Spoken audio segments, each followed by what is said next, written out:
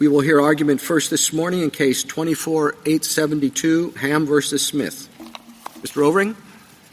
Mr. Chief Justice, and may it please the Court, nothing in the Eighth Amendment bars the sentence Joseph Smith received for murdering Dirk Van Dam nearly 30 years ago. Atkins created an exception for offenders known to be intellectually disabled, but Smith is not. He didn't come close to proving an IQ of 70 or below with scores of 75, 74, 72, 78, and 74. But the lower courts changed the rules. First, misreading Hall, they took the lowest score to represent a possibility that Smith's IQ is 69. Then, to the extent they considered other scores, they took each only in isolation and moved the line to 75. These maneuvers expanded Atkins, and this Court should reverse that expansion. First, because it was not authorized by the Eighth Amendment. Second, because it would eliminate state discretion. And third, because it ignores that the combined effect of multiple IQ scores reduces error and yields a more accurate estimate. The answer to whether courts may consider the cumulative effect of multiple IQ scores is yes. The answer to how they handle multiple scores is not found in the Eighth Amendment and thus left to state discretion. Still, this Court can offer some meaningful ground rules for how to handle multiple scores. First, states are allowed to make the first prong turn on the very best evidence of intellectual functioning, IQ. Second, states are allowed to define the requisite intellectual functioning as an IQ of 70 or below. Third, states are allowed to require the claimant to prove his IQ by a preponderance of the evidence.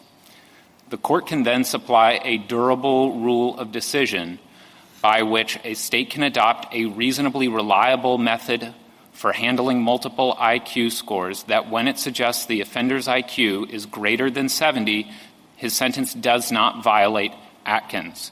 Here, every identified method of handling multiple IQ scores favors the conclusion that Smith is not intellectually disabled.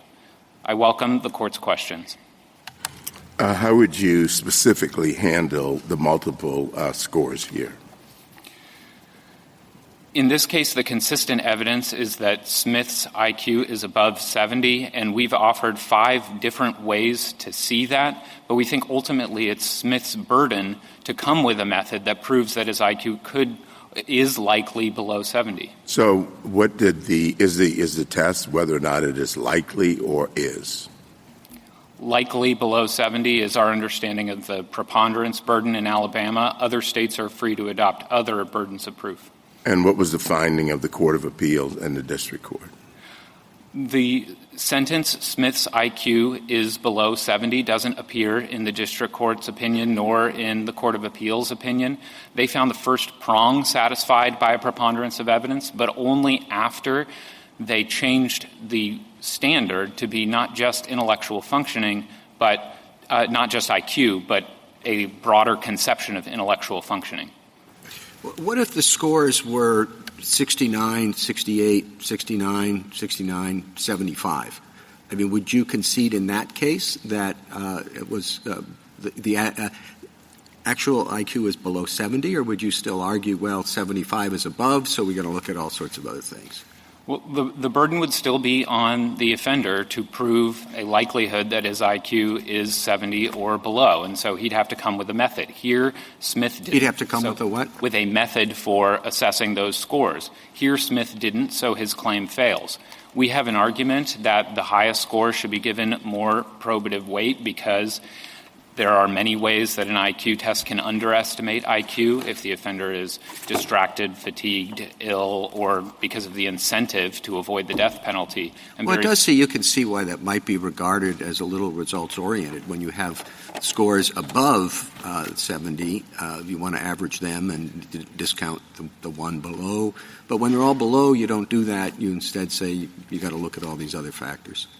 It's not results-oriented, Your Honor, because there is a scientific warrant behind it. And we have to think about what IQ tests are doing. They're trying to measure the capacity for intellectual performance. And so someone's best score is the best representation But of their Mr. Overing, it seems to me that you are actually changing the standard. You've accused the district court and the Court of Appeals of doing so, but in our case law, consistently, we've said that the first prong relates to a showing of significant sub-average general intellectual functioning. The words IQ score under 70 does not appear. Though that's not the standard. I appreciate that that's one of the ways in which science has determined that you can make such a showing, but we also have allowed for evidence related to adaptive functioning to be taken into account when looking at intellectual functioning. So I think what you've done is shift this to be all about the IQ test in a way that is not supported by our case law. Atkins cited the fourth edition of the DSM, and I think the phrase that you just used appears in that edition, and then further defines what general intellectual functioning means. And it used to mean an IQ of 70 or below. Before that, it was 65. Now they're saying it's 75. But IQ has always been the primary criterion by which intellectual... Primary, but not the sole. And we've never said it's been the sole. And what the district court did here was look not only at the IQ scores holistically, but also other evidence of adaptive functioning. And that's precisely what our case law says that the courts are supposed to do. So let me ask you, why do you think that the test should be simply and solely IQ score cut off at 70? IQ is originally how intellectual disability was defined as a condition, and it's always been the primary criterion, and states are allowed to take the best evidence of intelligence and to make that the test. But what do we do with the brief of the American Association of Intellectual and Developmental Disabilities, the actual experts in this area, who say, and I'm looking on page 24 here, other than requiring the careful use of clinical judgment and professional responsibility in performing a complete analysis, there can be no single mandatory empirical method for clinicians to use in considering multiple scores or in determining whether or not someone is intellectually disabled. They look at a lot of things. So reducing this to a single score seems to me misguided. Well, if there can be no one mandatory method, then it's up for states and their legislatures to decide. That brief also said on page 15 that IQ remains the best single representation of intellectual functioning. And the alternative is very unworkable. Courts do not have a means by which they can compare the evidence at prong 2, for example, that he struggles with navigating the subway system or doesn't know how to cook certain dishes against the objective IQ evidence. How many points? I'm sorry. I'm having a really hard time with this case because I don't think you're wrong. States can define this the way they want. The problem here is not what the state of Alabama is doing. The Alabama state is doing what all courts are doing. You haven't pointed me to Perkins or any other court where the rule that you're proposing has been adopted by Alabama. When we get that case, we might answer your question, but in the abstract, I don't know how we can answer it here. You didn't argue this below. Your own expert did exactly what you say is wrong.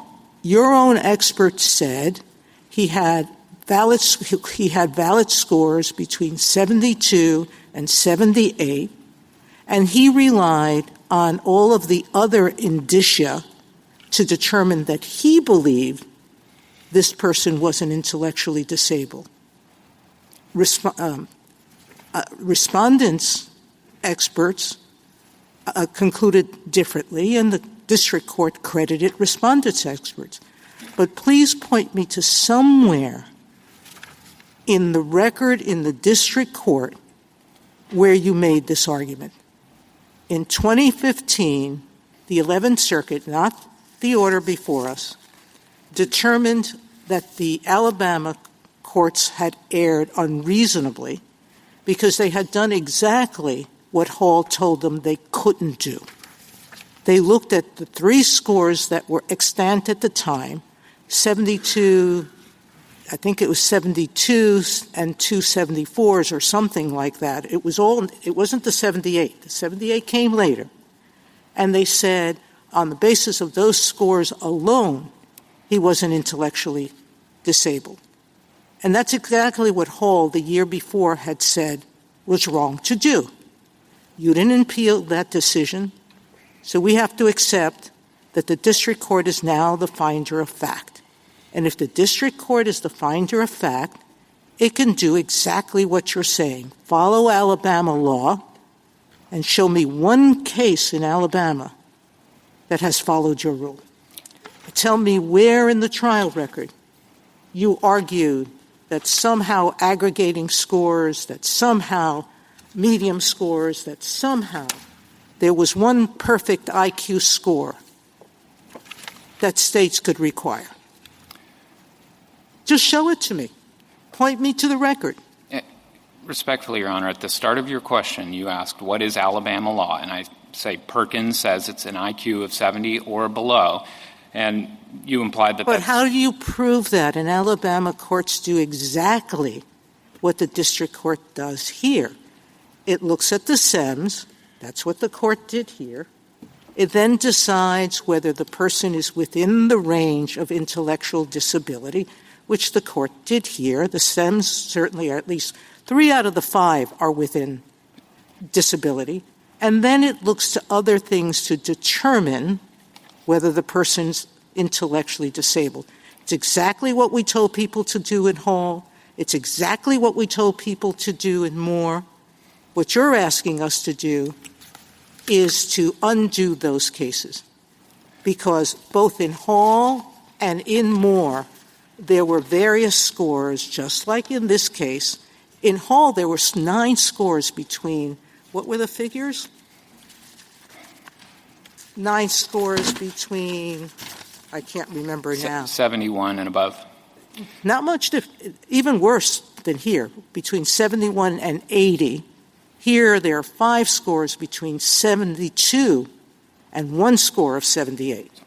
And in Hall, only one of the lowest scores fell within SEM. So here there were 3. I'd like to clarify first Alabama law, because in Your Honor's own description of what the state courts did in this case, they relied on the scores of 72, 74, and 75. And now they have Hall. Without looking at the SEM. And we in Hall the year before said you have to look at the SEM. They didn't.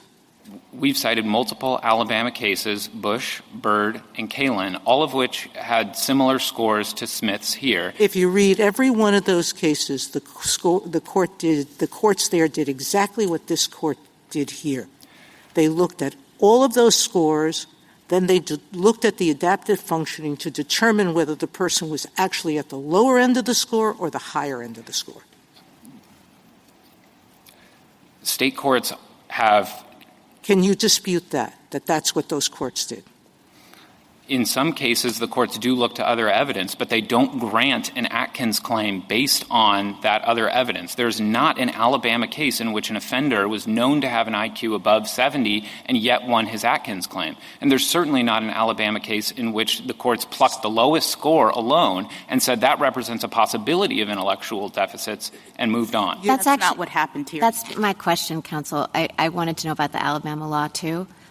Could you just precisely explain, I don't want to delve into the record in this case, so my question is a little bit different from Justice Sotomayor's. I just want to know what is the Alabama rule, because it seems to me that Justice Sotomayor is right that there are some Alabama cases that do move on to adaptive functioning, and so what about the other indicia, and what role do they play in Alabama law? I think since Hall, courts have been confused in Alabama and nationwide about what some of the dicta in Hall means. I mean, with all due respect to this court, there are some confusing lines in Hall to interpret and apply in these cases with multiple scores, if Hall applies at all to cases with multiple scores. And so the Alabama courts are grappling with that too, and they say, well, we looked at everything. We looked at the whole record. But there is not a case in which that other evidence has ever trumped IQ in Alabama.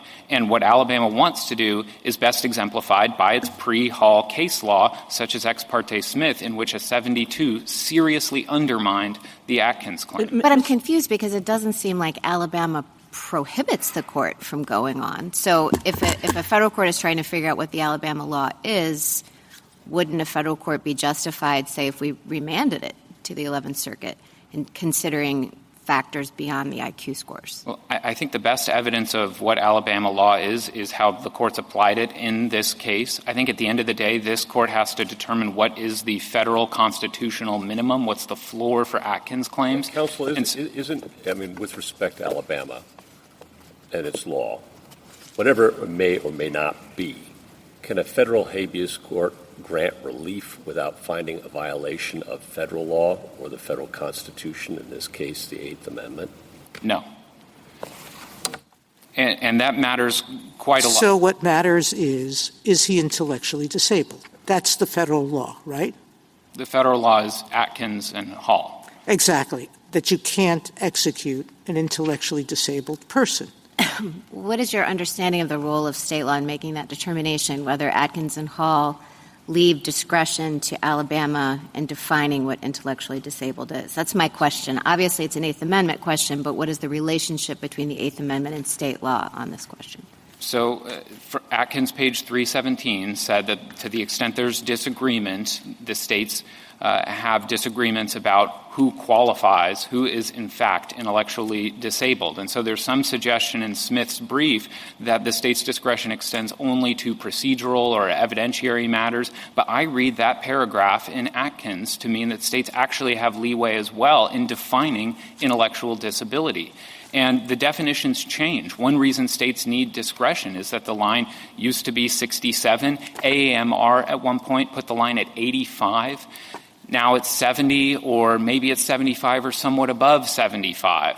And so states are not required to divine from these different psychiatric manuals what the best possible science could be when they're making a legal determination of intellectual disability. Let me posit this to you, that Atkins was trying to give states a little leeway because Atkins was it was a strong new holding from this court, plowing new ground. It tried to give states some leeway. But at the end of the day, a federal habeas court cannot grant relief on the basis of a violation of state law. Correct. States can be more lenient, but that would not be a ground for federal habeas relief. You Smith have has to an find Atkins that claim. there is an actual Eighth Amendment violation in this case. Correct. Smith has an Atkins claim, not a Perkins claim. And Alabama is not more lenient than Atkins. Alabama is not more lenient than Hall. Alabama is trying to enforce the constitutional... It would be rather surprising to hear Alabama come in here and say we're more lenient. Correct. Than what the court is requiring us to do. Absolutely. It could happen, but it seems unlikely. Not in this case. And under Atkins, what do you think about? Because I'm sorry, my time's expired. No, please continue. You're asking about what the Eighth Amendment. What do we do with our precedents in this area? What if we said under Atkins, states can implement prong one however they want, because that's what Atkins says, as long as they don't treat a single score in the low 70s as decisive, Hall, and two, don't use extraneous facts to IQ scores to outweigh a low score more. I think that's correct with one caveat. It's not just a low score in the low 70s, but it has to be a score that has an error range, and that could be one standard error of measurement, according to the APA's brief in Hall on page 23, that includes 70 within its span. So that's how I would read Hall, but yes, those two rules are how we read the precedents. Thank you. Thank you, counsel. Justice Thomas? Justice Alito? No. Justice Sotomayor? I don't see any state that defines intellectual disability this way. I certainly don't see, or to prove it this way, I don't see anything in Alabama's law that suggests it's following that rule. you're making something wholesale up. And you're claiming that there's disagreement in the lower courts. I don't see all that much disagreement. In Smith's table on page 17 of the appendix, he has cases from across all the states. And although you try to reap some confusion among them, they all seem to be following the method the district court here followed. And we announced a new rule. We've announced more confusion into an area where there's pretty standard procedures. They do exactly what the district court did here. I have no case that I have found, and I want you to find one state case that applies the rule as you've articulated it. Byrd versus State clearly states that the offender has the burden to prove by a preponderance of the evidence that his IQ is 70 or below. There is no dispute about that. Assume I take that as a given. We didn't grant cert on that because that really wasn't disputed anywhere. So where's the rest of what you're saying? That states determine prong one based solely on IQ scores and some statistical unknown method of creating a medium composite score. There are different methods. Some state courts have taken the average or the median, or they've simply said the scores are consistently above 70, and so it's an offender's burden to come back and overcome that with a statistical method. It's not Alabama's burden. Tell me name one court that has held that it's up to the defendant to prove the first prong by a preponderance of the evidence with some statistical measure. It's not what I see. I have not found one state case that has required that. And now you're going to put in a new requirement that's actually even more complex than what states have been doing. Well, Hall itself said that evaluating multiple scores is a complicated endeavor. I am asking you for a simple answer. Name one state case that has made your prong one dependent on a statistical analysis of what somehow either an aggregated, medium, composite, I don't care what word you use, one state case that has required that. Well, I think courts haven't needed to go that far because offenders haven't come with a method. They haven't satisfied their burden in these cases. But they have granted relief to others without it. Not in Alabama. Sometimes the 11th Circuit will do that, applying this lowest score rule, and there is a division of authority. The 8th, 9th, and 11th Circuits look at the lowest score alone and say that it represents... They may well be wrong, and I think they probably...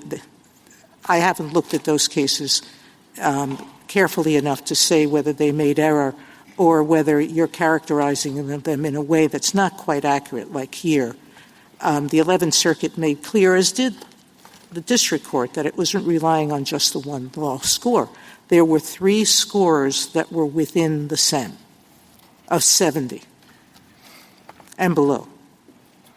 Hall said that IQ is a measurement that has statistical properties which we can evaluate, and that's why we take into account the standard error of measurement. The experts in this case are also telling us... One case that has required plaintiffs to come in with the statistical mathematical certainty of a particular number. Not certainty, but a preponderance of the evidence. And Thank you, counsel. Your answer must be Justice Kagan? Mr. Overing, I guess when I read Hall and Moore, I come away with a couple of things that are relevant here, and then a lot of space for a state court to do what it wishes, including with respect to multiple scores. But here are the 2 things that I take from Hall and Moore that are relevant here. The first is that in looking at any given score, you have to take into account the standard error of measurement, right? So that a 72 with a standard error of measurement of 5 becomes a 67 to a 77. And that's one thing that they said, right? You can't just treat it as above 70 because you have to recognize that SEM. I don't think you disagree with that. Except for the 5. Correct. Courts have to take into account standard error, but it's not always 5. Of course. I'm just right. using that as a hypothetical. All right? Yes. The second thing that it seems to me come out of those two cases is when you have a score, and most of these cases you're going to have, almost all of them, you're going to have multiple scores.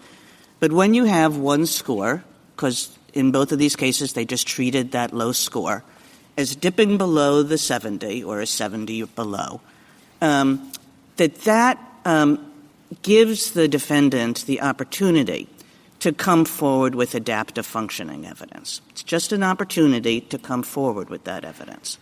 Now, at that point, and this is true of a state that does the whole thing holistically, it's also true of a state that breaks it up into prongs. At that point, a court can decide how that evidence compares to all the other evidence in the case. And if it's a multiple score case where it's only one score that's dipping below 70, of course, the court can say, there are 5 other scores that are above 70, and we think that that's highly probative. So, it's very nice that he had the chance to come in with adaptive evidence, but that's not going to play in our analysis because we look at all the scores, and the scores alone do it for us. I think a court is definitely allowed to say that after Hall and Moore, as long as they've given a person the opportunity to come in with adaptive evidence. But they're also allowed to take into account that there are a lot of scores that suggest that the person is not intellectually disabled. So that's what it seems to me the law is coming out of these two cases. Do you agree with that or do you not agree with that? No, I don't agree with that because Hall didn't answer the question of what to do with multiple scores. And so if it's... It didn't. And because it didn't, that's why I say it really does leave a lot of discretion to a state court to decide how it wants to deal with the fact that there are a lot of scores on the plus 70 side and not a lot on the minus 70 side. That's totally within a state court's discretion to say there are a lot of scores here on the plus 70 side. That's dispositive for us. As long as they've given a person, this is the only requirement, it seems to me, that comes out of Hall and Moore. They have to give the person with the 70 or minus score the opportunity to come in with adaptive evidence suggesting the opposite. That would be an extension of Hall, and we've said that Hall should not be extended. I would have thought that that's just what it says. If it's reasonable for a court to do that on a set of facts, then it should also be reasonable for a state legislature to say the true IQ line is 70, and that can be dispositive. So if a court could do that with scores of 72, 75, 76, why couldn't a legislature do the same thing and say, no, we don't want to leave that door open because we don't trust trial judges to do this well? Yeah, but I think that is the difference, right, that Hall and Moore did say you have to give the person the opportunity, you have to put it in front of the judge for the judge to say, this is a case where I'm not convinced, there are 5 scores, but they're all hovering around the 70 mark. As compared to a case where there are 5 scores and most of them are nowhere near the 70 mark. So you have to give this person the opportunity, once you have that low score, to say maybe it's that low score that should be that is more reflective of the person's intellectual function. There's more we can do with IQ, and the experts are coming in and agree with us that there are ways that you can combine the scores. And so the offender's at least got to do that and at least has to show a likelihood below 70. If there's a case where it's truly indeterminate, and that's what Hall seemed to think, that a score of 71 is so uncertain standing alone, if there were a case that's truly indeterminate, then perhaps there could be other evidence of intellectual functioning, not adaptive behavior, certainly. I don't think that they thought it was indeterminate standing alone. I mean, both Hall and Moore are multiple score cases, and both were perfectly aware that they were multiple score cases and talked, as you said, about the difficulties of dealing with multiple scores. So they knew that they were talking about multiple score cases. And the requirement that they set up is still, if you have one score that brings you into the 70 minus range, that's enough so that you have to you have to open the door to a person's evidence. Now, that's not to say you have to accept that evidence for a moment if there are a whole bunch of scores going the opposite way. But we know what happens in these cases is that courts don't weigh the IQ evidence. They don't say, well, the IQ evidence is really strong for the state. Let me weigh that against his inability to buy car insurance or to maintain a bank account or something like that. They simply move on from IQ. And so once you open the door to this kind of balancing test, the second prong is really malleable, really amorphous, and we're picking up disparate facts about someone's life, self-reported or by biased reporters. And so that evidence is not disciplining the inquiry. It's not adding more rigor to figuring out what the intelligence is. And if it were, then the IQ specialists would simply make a better IQ test that accounts for things like that. Okay, thank you. Justice Gorsuch? Justice Kavanaugh? So what are the different permissible Eighth Amendment approaches a state can use when there are multiple scores? For example, in your reply brief, you articulate if the median is above 70. Is that, if the median's above 70, can the state say that's it? Yes. Okay. And you don't think Hall and Moore require more analysis in those cases? You think that's a safe harbor, so to speak?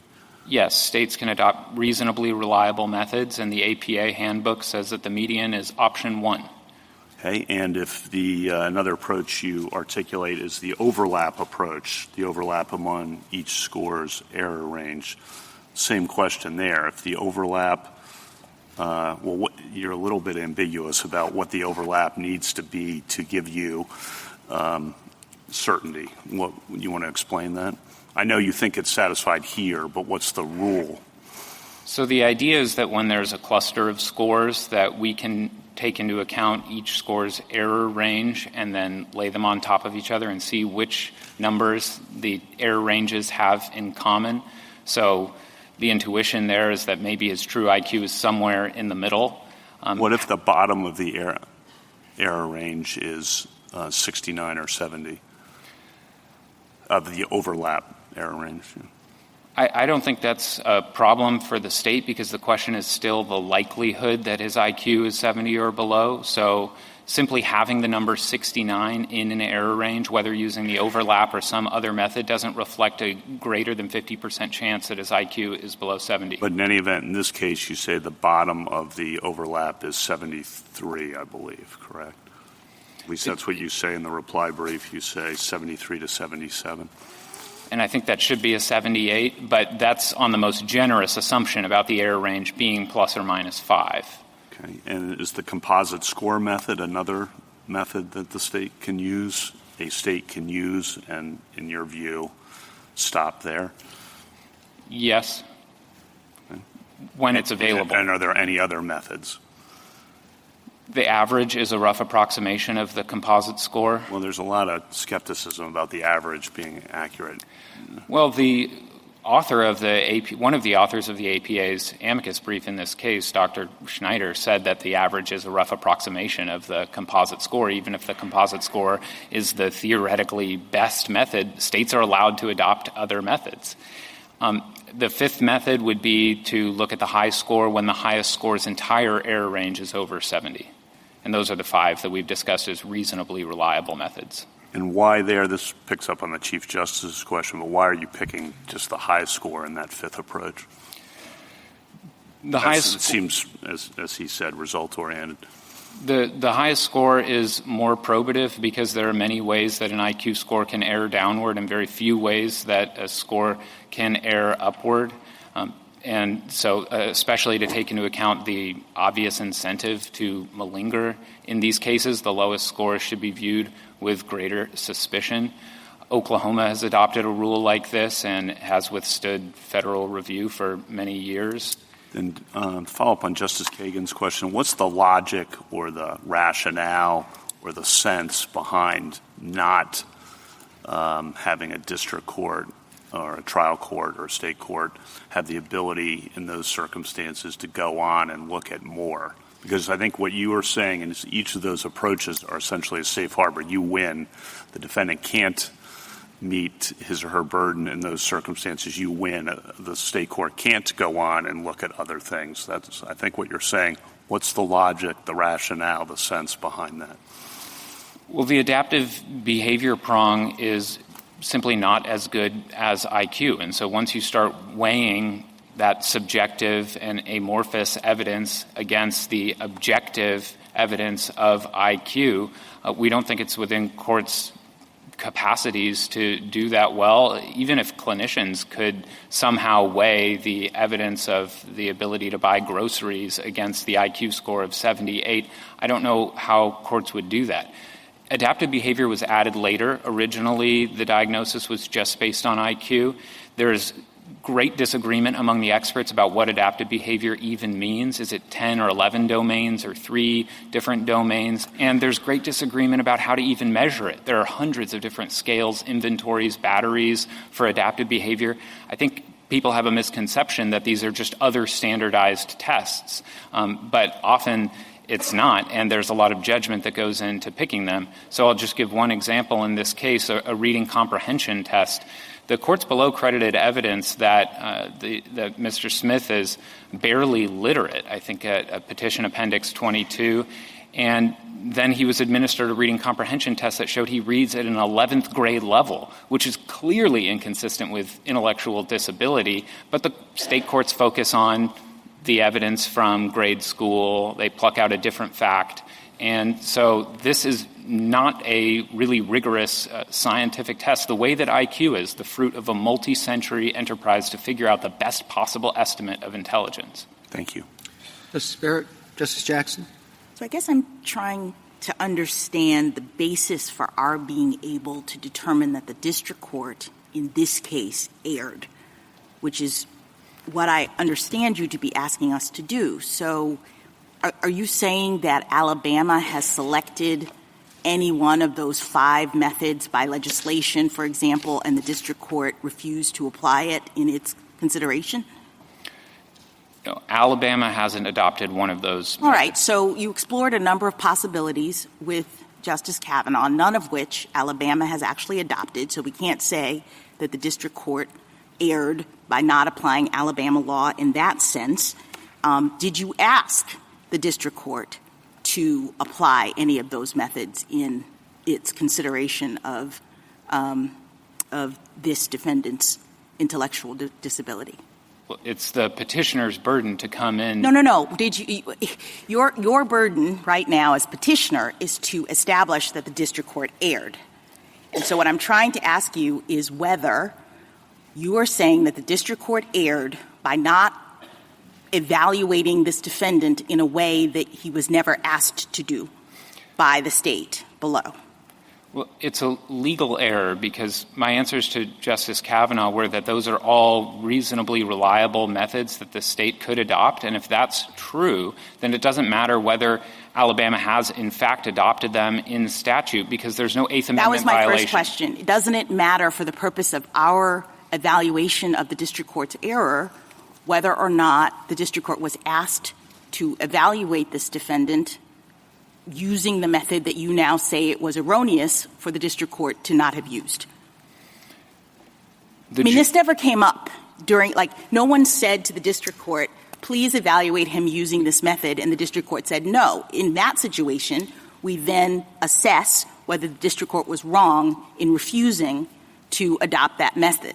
We didn't get that far because we had 5 IQ scores that clearly show he loses, and then the district court focused only on the 72.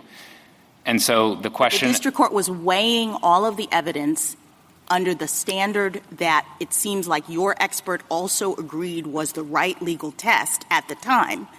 And now you're saying the test should have been different. The district court was only allowed to look at one of these other 5 reliable methods, although no one said to the district court at the time, please look at that method. We said to the district court, Alabama law is a true IQ of 70 or below by a preponderance, and then the district court did not apply that burden. Okay, let me ask you this, because I do think that there's something about party presentation here that's a little troublesome. A couple weeks ago in a case called Clark versus Sweeney, we summarily reversed a grant of habeas because the Court of Appeals had granted habeas based on an argument that the petitioner had not presented. So I feel like you're actually asking us to violate that same principle. You never asked the Court of Appeals in this case, for example, to evaluate the district court on the basis of these 5 methods and say that it was erroneous on that basis or on the cumulative effects test. I'm a little confused all around because I thought the question presented in this case was about the cumulative effects test and that that's what you were actually advocating for, but that didn't come up in the lower courts. So how could we possibly reverse on the basis of these kinds of arguments that were not presented below? We absolutely did present evidence from Dr. King at JA 270 and 271 that his consistent scores were above 70. We didn't have to get to the level of granularity of specifying a particular method because there is no method in this case that can prove his IQ is likely 70 or below. We're offering those to answer the court's question how to assess multiple IQ scores. And but your answer is not something about cumulative effects is what the court had to do and didn't do. I thought that was the test that you were requiring us to consider as the thing that a district court has to do. Our first argument is that it didn't do that because it looked only at the possibility. And if the court agrees it has to do that— Wait, I'm sorry. I thought you were saying the district court erred because it didn't consider the cumulative effect of multiple IQ scores and that the cumulative effect was a thing that the district court didn't do. All I'm asking here is, did you ask the district court to do that? Or did you say to the Court of Appeals the district court has erred because it didn't look at the, quote, cumulative effect of the multiple IQ scores? Yes, we said that in the district court with Dr. King's testimony. We said cumulative effect. I'll find it in the record because I didn't see the words cumulative effect in the record. Well, there are lots of synonyms, but consistent scores above 70, that's the same thing. And then the 11th Circuit, we presented this evidence and said the district court didn't take seriously the whole of the IQ evidence because it didn't even mention his score of 78. So it couldn't have done the cumulative effect. That's enough to reverse. If the court wants to go further and discuss the reasonably reliable methods, we think that would be a good idea, especially for guidance. So you're not asking necessarily for that rule about the reasonably reliable methods that certainly did not come up before? Well, that is the question presented, and so that would be a complete answer to Smith's claim is that there is no way that he can prove an IQ below 70 because even on these common and expert-approved methods, he hasn't shown that his IQ is below 70. Thank you. Thank you, counsel.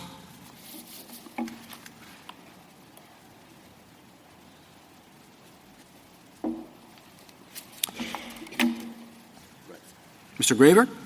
Mr. Chief Justice, and may it please the Court.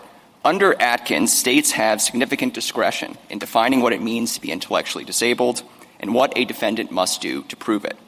Alabama has exercised that discretion to require that respondents show his true IQ is likely 70 or below based on all relevant evidence, including his multiple IQ scores all above 70. The courts below erred because they replaced that burden with some variant of a one-low score rule. Everyone now agrees that such a rule is wrong. Instead, respondent focuses on justifying the opinions below as applying a holistic analysis, but that misses the point. The problem here is not that the courts below simply looked at other evidence. It is that they measured that evidence against the wrong standard, and it's that they looked at that evidence on only one side of the scale, never considering the collective weight of respondents' multiple IQ scores taken together. I welcome the Court's questions. What exactly did Atkins say the Eighth Amendment violation was?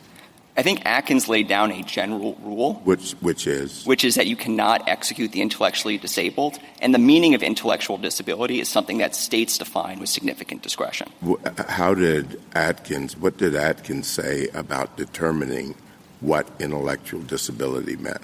I should use the word retardation. Sure. But what did it say that was? I think that Atkins looked, and the Chief Justice put this well in Moore, is that the scope of Atkins reaches no further than the consensus of the states.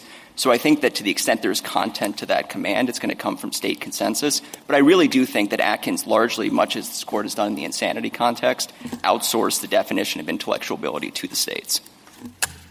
Counsel, I'd like to, you're focusing in on Atkins, but Hall and Moore say something very different than what you're saying. In Hall, Mr. Hall had scores between 9 scores over 40 years. The lower courts found a score of 71 and 80, only 2 of the scores to be valid. But Florida had a strict cutoff rule that said anyone with higher than a 70 could not be intellectually disabled. So you can't have a flat rule that says you get 1 score over 70. You're not disabled, correct? Correct. I think that And what Atkins also said, I'm quoting, for professionals to diagnose and for the law then to determine whether an intelligence disability exists once an SMN applies and the individual's IQ scores is 75 or below, the inquiry would consider factors indicating whether the person had deficits in adaptive functioning. Courts must analyze the STEM, and if the STEM includes 70, the defendant must be able to present additional evidence of intellectual disability, including testimony regarding adaptive functions. So for us to say what petitioner wants would disavow that language in Hall. It would disavow nearly the identical language in Moore. In Moore, he had 2 valid scores of 74 and 78. Nowhere did we suggest that courts had to aggregate, accumulate, medium them out, composite them, do anything else with them. What we had, and there the court held that the state courts had violated Hall when it discounted the lower end of Moore's STEM because he was malingering. The tests were valid. It had a SEM. The SEM was below 70. And then the court held, once the STEM in some of those valid tests were below 70s, courts, quote, must continue the inquiry and consider other evidence of intellectual disability where an individual's IQ score, adjusted for the test standard error, falls within the clinically established range for intellectually functioning deficits. So you are asking us to tell courts below to do something substantially different than what we told them to do in Hall and Moore. Respectfully, no, Justice Sotomayor. There's a big difference between saying you can move on and look at other evidence and saying you can then forget about IQ entirely. The big problem here. Okay, that's something different. What you're talking about then is not a legal error by the courts below. You're talking about your difference of opinion. No, it is a legal error twice over, and I think it's a helpful thing to spell out here, is that even if you look at other evidence, you still need to circle back and see how that weighs against the evidence on the other side of the scale. And in this context, that is going to be the multiple consistent IQ scores together. The 2 legal errors. But that's what the 3 experts here did. There was Dr. King, I think one was Dr. Cuddy, who was the original expert, and then there was the evidentiary expert, Dr. Fabian, if I'm not mistaken. Each one of them did exactly that. Your Dr. King looked at the scores and said, I'm looking at the functioning, and I don't think he's on the lower end of 70 because when I speak to him, he speaks well, he can respond. I think he functions at a higher rate. The other doctors, which the district court credited and did many, many more tests than Dr. King did, looked at all of the tests, all of the results, and said, I'm convinced that his range is 70 and below. So before turning to the experts, let me just emphasize what I think are two discrete legal errors with the way in which the courts thought about this under Alabama law. Even if you tend to look at the secondary evidence, you still need to circle back. Are you saying it's wrong to do it? You say Alabama says it's wrong to do that. Wrong to do what? Look at secondary evidence. I don't think there's any per se rule in Alabama that says you cannot look at this, but the difference is... So there's no per se. Can you please tell us what the two legal errors are? Thank you. Mr. Graber. So the basic idea is where you have all of this evidence together, are you measuring it against the right standard? So one legal error that happened below is that the courts swapped essentially a preponderance burden with a possibility burden. But the other part is even putting that to the side, the difficulty is that you still need to figure out what the ultimate question Alabama law is asking here, which is this other evidence strong enough to drag down the collective weight of IQ below the line? Totally right to me. So I'm wondering, you heard the question that I asked Mr. Overing, and I'm wondering if we disagree at all. If I say the thing that Hall and Moore require is that when you have a score that's 70 or below, you do have to give the defendant an opportunity to come in and to talk about adaptive functioning. But having given the defendant the opportunity to talk about adaptive functioning, yes, of course, you can go back to the scores and to the fact that there are a lot of scores on one side, the upper side of 70, that make you think that that evidence of adaptive functioning just cannot possibly carry the day. Is that what you're saying, or are you saying something more than that? I think I agree with 95% of it, or at least with one or two asterisks. And let me say how I think that cashed out here and then what the constitutional rule is for how you just think about IQ.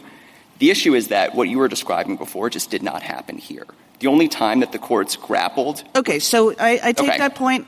Let's presume that I don't care about it for the moment. Fair enough. You know, that all I'm trying to do is to figure out the rule, and then we can go back and say whether the court did it or not do it. So I think that the part where I disagreed with what you said before is just in the sense that a single low score in all circumstances, no matter what, will always preclude a state from being able to focus on IQ. So imagine, for instance, just a case. No, I don't think it would. It would. The only thing that I think a single low score does is to say, yes, at that point the defendant does have to have the opportunity to come in with adaptive evidence. And I take Hall and Moore to have that is their holding. Right. So I think I take it slightly less categorically than you do, which is just to say, so you imagine a case of, 10 85s and 172. The collective error range of those scores, even if you look at the 95% confidence interval, is not going to grace 70 or below. So imagine a situation like that where I think you can structure it where the possibility remains so low. Okay, so that's like the hypothetical that you gave in your brief, like there are a lot of 90s, and I kind of take that point, right? Because like at some point, there's no clinician in the world who's going to say that just because you have like one outlier score, that there's a possibility, right? If you have like 6 90s and a 72. But if you have something that's more along the lines of here, right, then I take it that we are in agreement, tell me if I'm not, that at that point the Hall and Moore ruling is you have to allow the person to come in with adaptive functioning evidence, but, of course, may I, Mr. Chief Justice? Sure. But, of course, you can say this is outweighed by the fact that there's a multitude of scores on one side. Yeah, I think that there is broad, and if I can just stress that the two key points of agreement is that moving on doesn't mean you're done. It involves circling back to the standard that state law imposes. And I think in turn with that, it's helpful to clarify what I think is now a point of agreement, that the one low score rule reading of Hall and Moore, where prong one is satisfied substantively so long as you have one low score, is wrong. Right. Yeah. Okay. Thank you, counsel. Justice Thomas? Justice Alito? Let me see if I understand the colloquy you just had with Justice Kagan and the degree to which you agree with what she said. Did either Hall or Moore hold anything with respect to how a case must be treated when there are multiple scores. Hall and Moore talk about one score, and they say that dealing with multiple scores is a complicated matter. But do they say anything about how a court is to deal with a situation where there are more than one scores? No, not expressly. So if there is a case with one score and the standard error of measurement has a range that is below 70, and that's it. That's all that's in the case. One score, standard error of measurement is below 70. Yes, Hall says that allows the prisoner to proceed with evidence about adaptive functions. But it doesn't say how the court is to deal with a situation where there are multiple scores. That's correct. And this is what I was trying to get at before, is that I do think in a lot of the solutions that I think might come with concerns that come with looking at injecting adaptive functioning into this space is I do think states have some discretion about when you want to sort of focus on IQ alone as a threshold matter. And I do think to the extent that a defendant or just can't come in and show that your multiple scores have any realistic possibility of dipping below any concerning range, that is a time where a state can say, we don't want to inject any of this other stuff into it, just focus on IQ. Okay, so what we are looking for here under our precedents is the evolving standard of decency that exists on this issue about how to decide whether someone who's sentenced to death has significantly sub-average intellectual functioning. In prior cases where we have tried to determine what the national consensus is, we have looked at state laws, things that are enacted by the state legislature, on the theory that they reflect the moral judgment of the people of that state as expressed through their elected representatives. But what do we do with a situation, and let's say that if a state made the law through case law without thinking that it had to do something one way or the other because of our decisions about constitutional standards. Put that aside. What do we do with a situation like we have here, where state courts and lower federal courts are trying to figure out what we said and what Hall and Moore mean? And so their decisions reflect their interpretations, perhaps erroneous interpretations, of those two precedents of this court.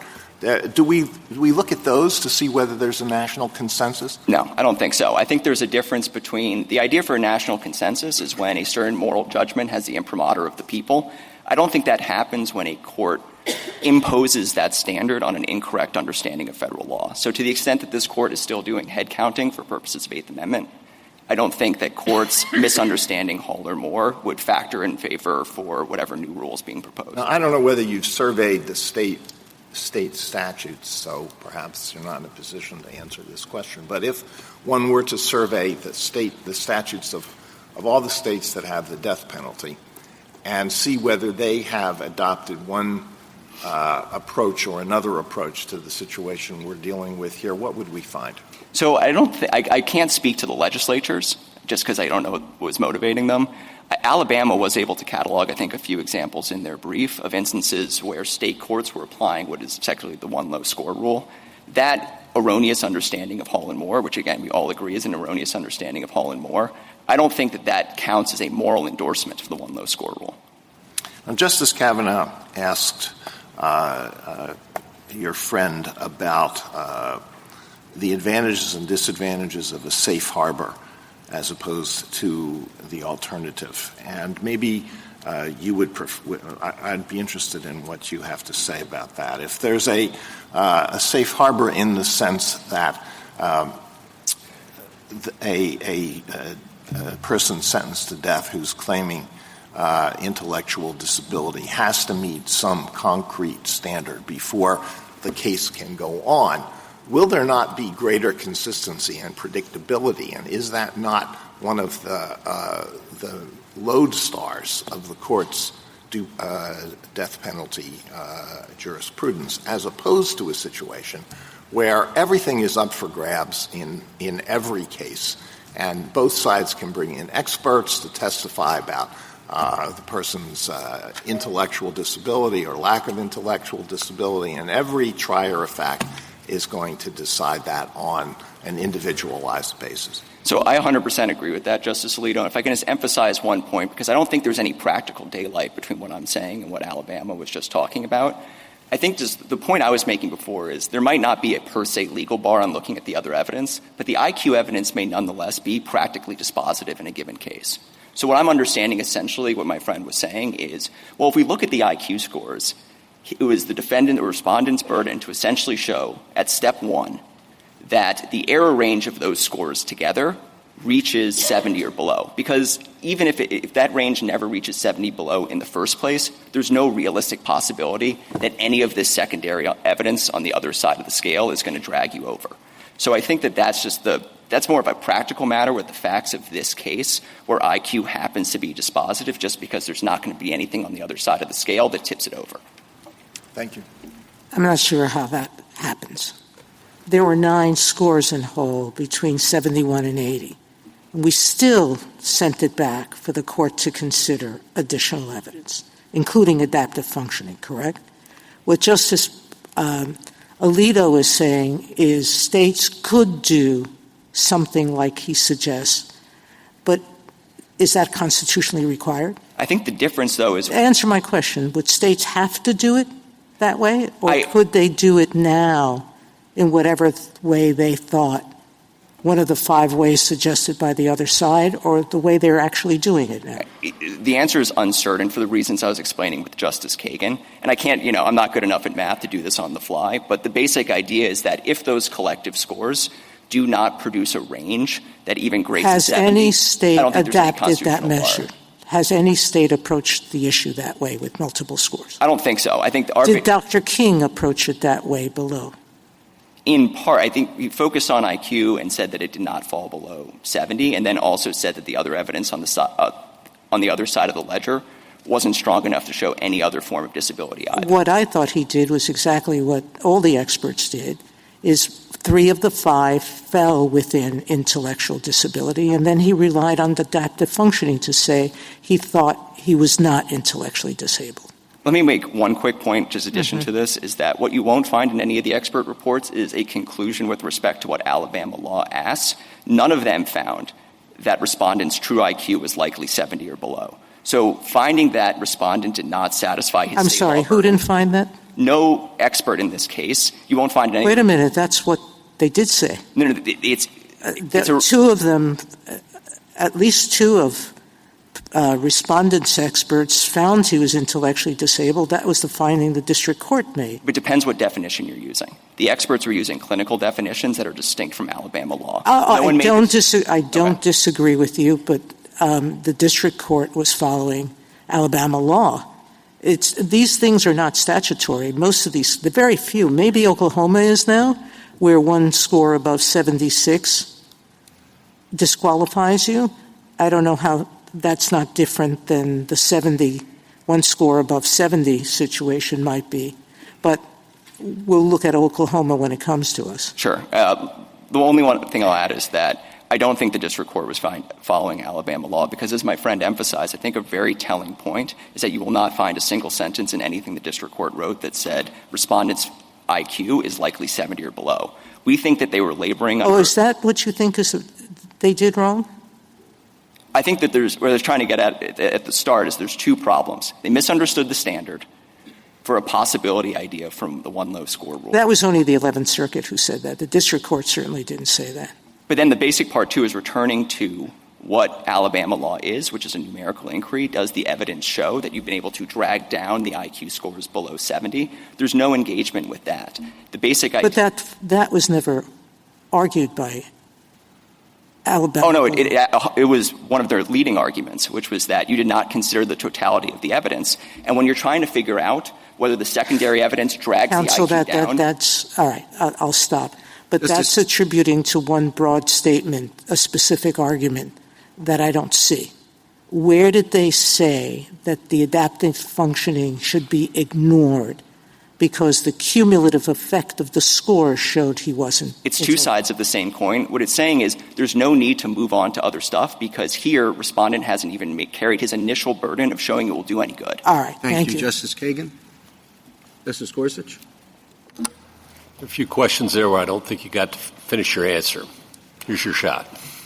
I would be pretending if I remembered what any of those questions were. So, I think instead of, turning myself into a circle, if there's anything, that you wish I spoke to. No. No, there isn't. I want to get what your argument is. I'm here to understand it, right. Not anything else. And I think one of the questions was, what do you think the error was that the district court made and that the 11th Circuit made? I think that was one question that I'd like to hear the answer to. Right. So I think there's two related errors. And the first is what we were saying before, is that they just misunderstood what the substantive standard is. I'm going to look at this evidence. I'm going to ask whether there's a possibility. Alabama looks for a likelihood. So that's mistake number one. But the second part is even if you say it's applying the right standard, there's still a basic analytical error because if you look at the opinions below, once the courts consider multiple IQ and conclude that it's theoretically possible respondent's IQ dips to 70 or below, IQ falls out of the case entirely. And that's a basic analytical error because, of course, not all possibilities are the same. A defendant with one score of 75 is going to have a really different burden than a defendant with 100 scores of 75. So the analysis here, what it should have looked like, is taking count of that dynamic, which is not just saying, well, there's a possibility IQ falls away. I'm going to look at this secondary evidence. You then needed to circle back and see if that secondary evidence was strong enough to drag down the IQ scores below the line set by Alabama law. And the first error, though, might be itself dispositive, it sounds like. Yeah, they're independent errors. Either one of which is sufficient. Correct. Okay. And you agree that at the end of the day, before a federal court can grant habeas relief, it has to find a violation of the Eighth Amendment here. Yes. Can I add one piece to it? Is that if you must. The wrinkle here, which I think is a bit difficult, is the innovation of Atkins, which is to innovation. That was the word I was looking for. Which is to identify a federal rule, a general rule against executing the intellectually disabled, but largely outsourcing its definition to state law. At bottom, though, I agree with that. That's an innovation for sure. But it was trying to give some breathing room to states. Mm-hmm. There has to be a floor, an Eighth Amendment floor beneath all that breathing room, right? Presumably. Yes. And before a federal habeas court can grant relief, I would have thought you have to find a violation of federal law. Yeah, I think that, make of it what you will, but I think the formal way in which it would work is there is a violation of Atkins, federal, because one way or another either met or did not meet, or not even whether or not you satisfied Atkins turns on whether you satisfied state law. Even if state law is well above the Eighth Amendment floor? Oh, I understand. And I think that the answer would be probably yes, although I think it's difficult. Really? Is it that difficult? Well, I think that states have broad discretion to set. I do think that at some point, what I will say, let me take that back just a little bit. That states are free to be more protective than what the Eighth Amendment requires. How many times have we held that, right? 100%. So, for instance, what I meant to say is imagine a state adopted the one low score rule as a matter of state law. Whether or not you violated that wouldn't necessarily implicate the Eighth Amendment because it's more protective than what the Eighth Amendment would require. Exactly. And so before a federal habeas court could grant relief, it'd still have to go beyond that and find a violation of the Eighth Amendment. Yes. Okay. I'm glad we got to that. Okay. And then what do you think about the holding that I suggested to your friend from Alabama, looking at what Hall and Moore and trying to figure out, because I agree there is some confusion, and that's why we took the case, the QP we did, was trying to sort some of that out. That under Atkins, states can implement the first prong however they want, as long as they don't treat a single score in the low 70s as decisive, Hall, or use facts extraneous to IQ scores to outweigh a low score more. Is that a correct and fair summary of the law that would provide guidance, do you think? 100%. On the constitutional floor that you were just exploring, I want to ask the questions to you that I was exploring with Alabama's counsel. If the median is above 70, I understood them to say that the defendant cannot make out a successful Eighth Amendment claim, even if they might have something under state law. Do you agree with that? I don't think that the Eighth Amendment necessarily speaks to that one way or another. I mean, again, so you don't agree with that then? Well, I think that the standard for what the Eighth Amendment is, at least under Atkins, is going to only the Eighth Amendment strictures are only going to reach as far as a nationwide consensus mandates. So when it comes to those specific issues, to the extent there's no nationwide consensus on the question, no, I don't think you run afoul. So what happens when the median is above 70? Or when I assume you're going to have the same answer on the overlap as well. So the overlap approach, let's say as here, 73 to 77, they're saying when that's the case, you cannot make out a successful Eighth Amendment claim, period. I think that. Do you agree with them on that? So I agree that it's practically dispositive under law. You said that. I wrote that down, practically dispositive. What does practically as opposed to legally dispositive mean? Because I think that it's not to say that that there's some per se legal error to moving on to other evidence in light of the other evidence then, when you move on, if you're saying they can move on or over the state's objection, you're saying the other evidence in some circumstances could outweigh the scores even when the median's above 70. Let me finish. Or when the range is something like 73 to 77. In those circumstances, unlike the state, you're saying the other evidence could outweigh in some cases. I'm not saying it could outweigh. I think there's a difference between a constitutional rule as to whether or not you need to consider it. But I think in a circumstance where you have consistent scores that are in the high 70s, this is what I mean by practically Well, if you're saying you could consider it, but it's not dispositive, like the state says, then is this just for going through the motions or what? But I think this is a product of, again, this is going to be a product of state experimentation. If you have a totality of the circumstances inquiry in some measure, it doesn't mean all the evidence is equally important. So even if you decide to look at other evidence for one reason or another, the IQ scores might be so strong that there's no realistic possibility that other evidence is going to drag the IQ scores down. I'll ask it again. If the median's above 70, the state says end there. You're saying no. You can go on to consider the other evidence. The defendant can have you go on to consider the other evidence. In some cases, can the other evidence outweigh the scores even when the median is above 70? So, yeah, I can imagine a circumstance, hypothetically, where suppose you have... that's a yes. That's different from the state. Again, I think that, so imagine a circumstance where you have two scores of 71. And then you come in and essentially you have an expert say, well, the content of those IQ exams tested A, B, and C aspects of intellectual functioning. I have all of these, neuropsychological batteries that test other aspects of intellectual functioning, and they're really, really low. I could imagine that being, in a state that has decided to adopt the totality of the circumstances inquiry. That would be a kind of circumstance where, yes, the other evidence could put you below the line. So I think it would be constitutional error then for a court to say the median is above is 73. That's the end of it. You can't prevail on an Eighth Amendment claim. That would be constitutional error? I would be reluctant to phrase this in terms of median, composite, whatever it might be. And this is what I was trying to get at a little bit with Justice Kagan, is that there is some point, and Hall, I think, blesses this practice. There's some point where the possibility of your scores dipping to 70 or below, is remote enough that you can rely on IQ exclusively. I don't think this Court's precedence paints with a bright line. It certainly doesn't mandate at this point a specific median number. But I think that's the nature of the inquiry. That's where you differ from the state. The state really was pretty definitive on that, and you're not, which is fine. I'm just trying to explore, because we're going to have to dig through a lot in this case to explore kind of the difference. But again, this is, returning to the part of, is it a real-world matter? I don't think it's going to make any difference here with the idea of... Here, meaning in this case? Correct. Okay, that's all I need. Thank you. Mr. Graver, I just want to clarify. It seemed to me that what you were telling Justice Kavanaugh might have been different than what you said to Justice Gorsuch, and I want to make sure that I didn't misunderstand that. When Justice Gorsuch read you his proposed rule statement, it didn't include anything about necessarily having to consider the evidence of adaptive functioning, but I understood you to tell Justice Kavanaugh that you would have to go on to consider such evidence, and that in some circumstances it could outweigh the IQ scores, even if they were in, say, the 73 to 78 range.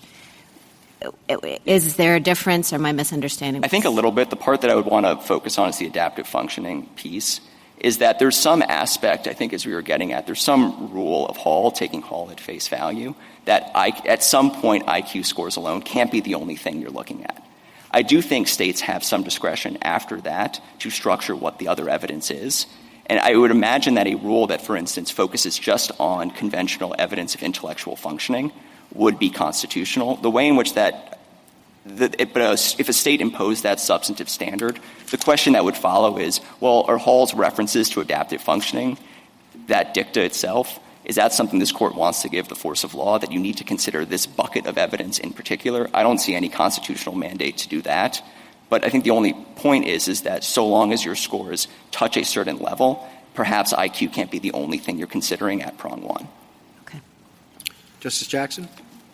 I have to say, I think that the arguments and assertions in this case are all over the map and very hard to follow. So I'm trying to understand how and to what extent the district court erred in this case, given the law as it existed at the time the district court ruled, as opposed to the law that Alabama wishes it had enacted or the cases that it wishes it had already put into place with respect to standards that it's coming up with now.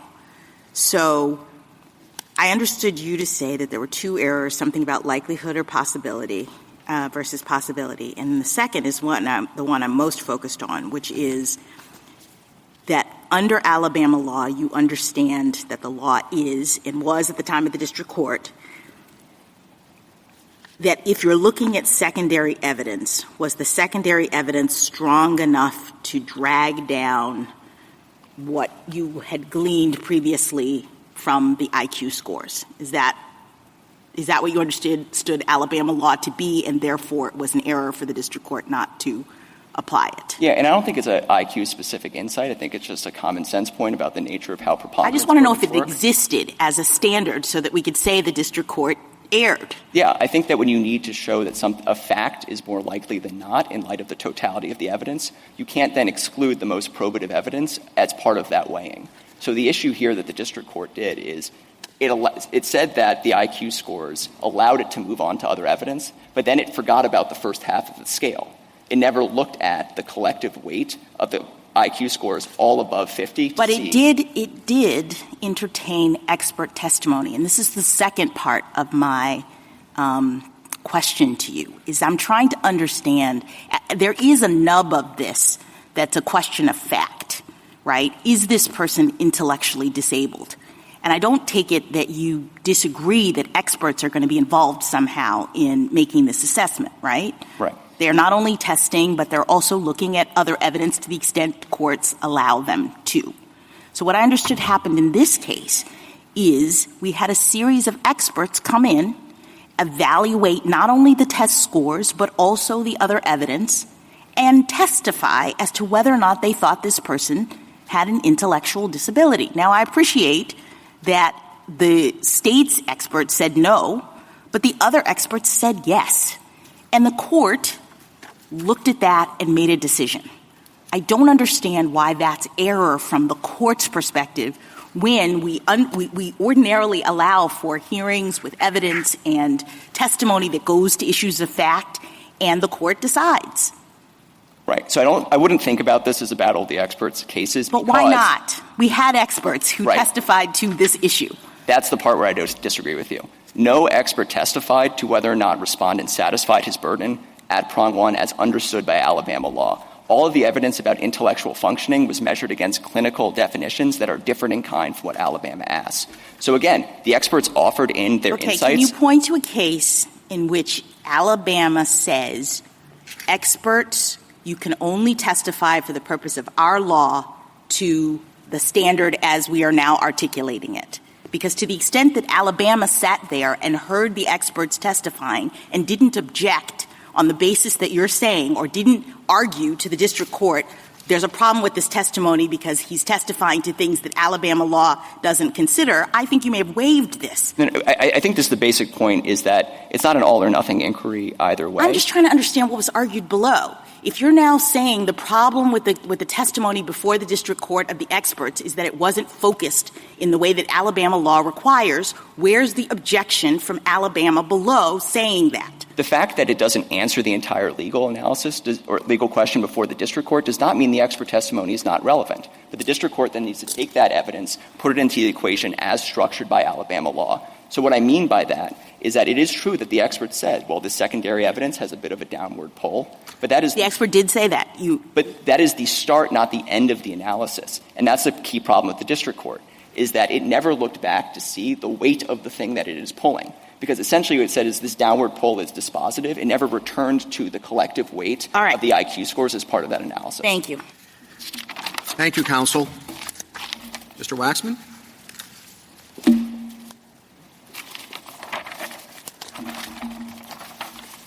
Mr. Chief Justice, and may it please the Court, just to clarify one thing, the statutory standard in Alabama for prong one is substantially sub-average intellectual functioning. Now, courts sometimes use the term, and properly so, true IQ of 70 or below, but every court in Alabama and this court and every other court in every other state that I am aware of understands that raw observed test scores is not the definition of true IQ. Now, in deciding whether a defendant has carried his burden to prove that he suffers from substantially sub-average intellectual functioning, Alabama law, like that of nearly all other states with the qualified, sometimes exception of Oklahoma, requires courts to evaluate all probative evidence as to intellectual functioning offered by either side. That includes evidence of intellectual functioning other than IQ test scores, at least where a court, considering expert testimony, concludes that those scores alone don't decide the issue. The courts below did exactly that by evaluating evidence of Smith's significant impairment on other neuropsychological tests of intelligence. This is pages 88 and 90 to 92 of the petition appendix.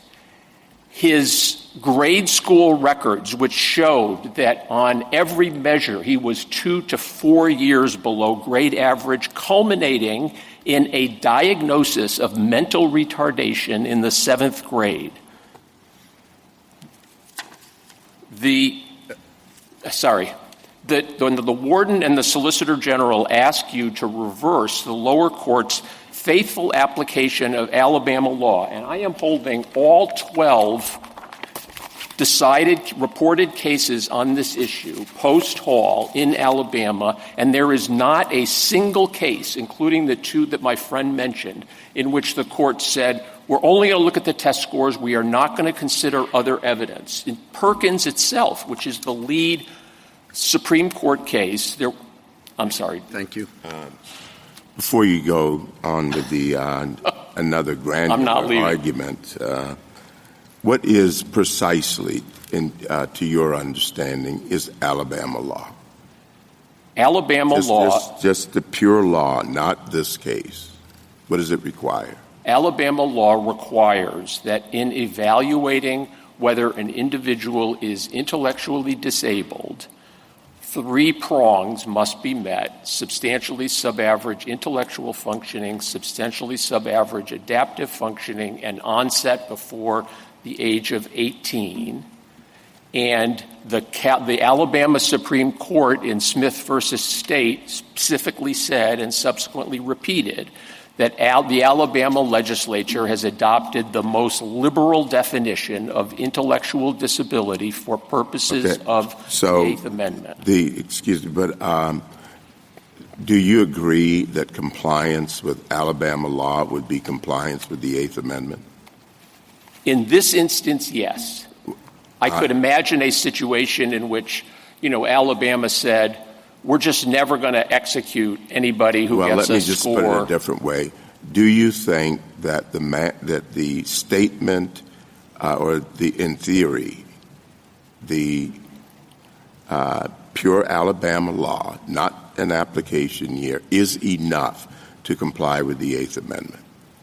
In this sense, given the way that Alabama has defined intellectual disability, yes. Okay. In other words, to go to Justice Gorsuch's question of both of my friends earlier, of course a federal court, and here a court is not sitting, this is not a post-conviction EDPA-type review. The trial court never held this hearing and heard this evidence. It is certainly true that a federal court cannot reverse a state sentence unless it violates the Constitution. That is exactly what both lower courts held, and that is got to be the case because, as Atkins explains, federal constitutional law in this area incorporates state law.